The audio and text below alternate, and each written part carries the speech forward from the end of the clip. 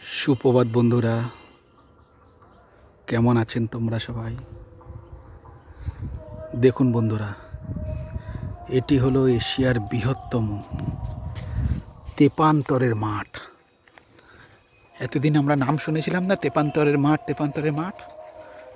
আজ আমি আমার এই চ্যানেলের মাধ্যমে আপনাদেরকে তেপান্তর মাঠের সাথে, ওই দেখুন, দেখেছেন বন্ধুরা, এই মাঠে বুনো শুয়োর, মহিষ,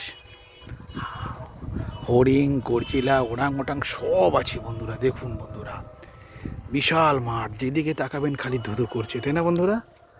দেখে দেখুন বন্ধুরা, কত সুন্দর মাঠ। এই মাঠে আসতে চান?